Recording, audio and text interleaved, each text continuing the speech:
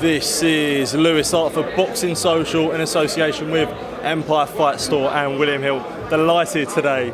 It's fight week. I'm joined with $1 billion bad man, Mr. Joe Fournier. The talking's done.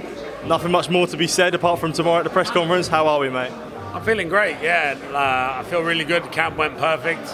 Sparred great, trained great, lost the weight great, as you can see from last time I saw you. So, yeah, I'm excited. I'm enjoying it. I like all the media and the razzmatazz. I like seeing you again. So, yeah, it's cool. Always a pleasure seeing you, mate. You just talked about sort of making the way easy, the camp.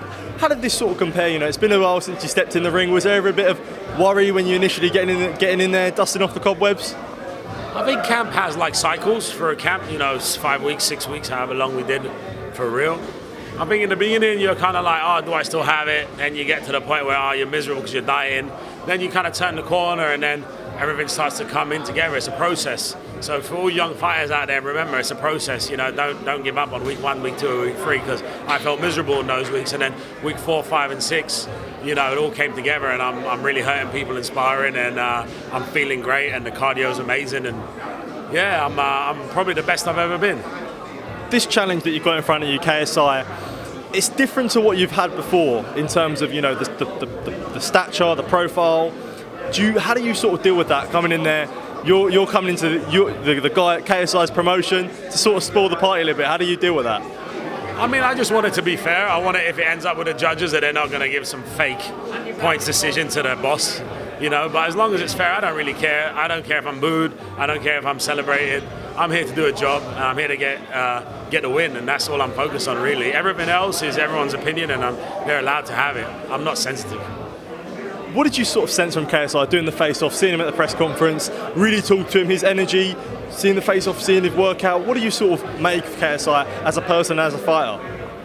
I like him as a person. I've never disrespected him as a person. I think he's done a lot more than what people do in life, so you got to commend him for that. Started off with, you know, wherever he had, and he's made a lot out of himself. So respect him. He's also brought his YouTube community with him, which is incredible, to build misfits, and that's why I'm fighting on the show. If I didn't agree with the ethos, I don't need the money. I don't need to be here. Do you know what I mean? I could just be on my boat now, starting the summer holidays early. So, no, I'm here because I do respect the man.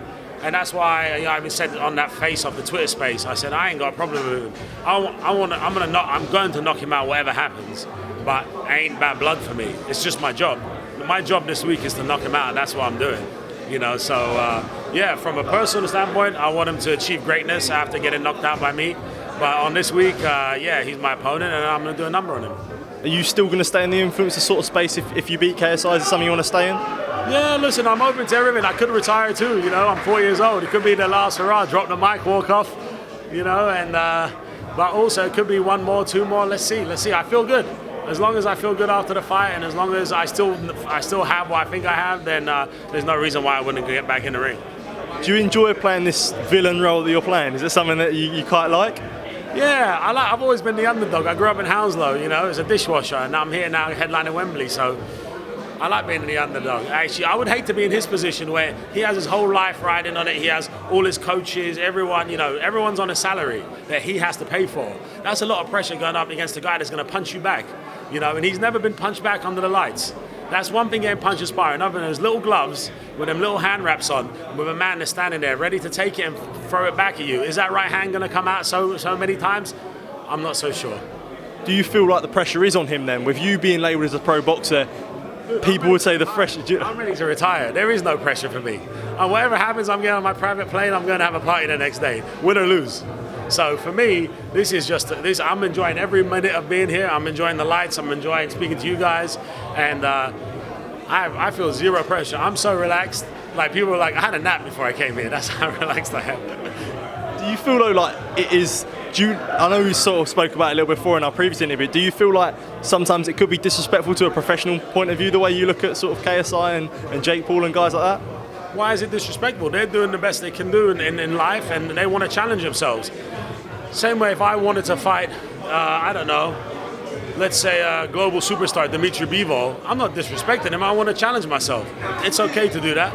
And, you know, maybe they win. You know what I mean? Like, Jake's won some fights, you know, people thought maybe he wouldn't win, and KSI's won some fights too. So, no, I don't find it disrespectful. It's commendable. They're challenging themselves. Just last one from me. You just talked about him challenging themselves. So the final question I've got is this a challenge too far for KSI? Yeah, absolutely is a challenge too far. I think they've miscalculated. I think they've banked on the fact that I'm a bit older and I have a good time when I'm in off season, but they didn't factor that when I get my head right, I'm a very dangerous man. Joe Fournier, thank you for your time, mate, and all the best on Saturday. Top man, thank you, bro. Appreciate it. Thanks, Joe.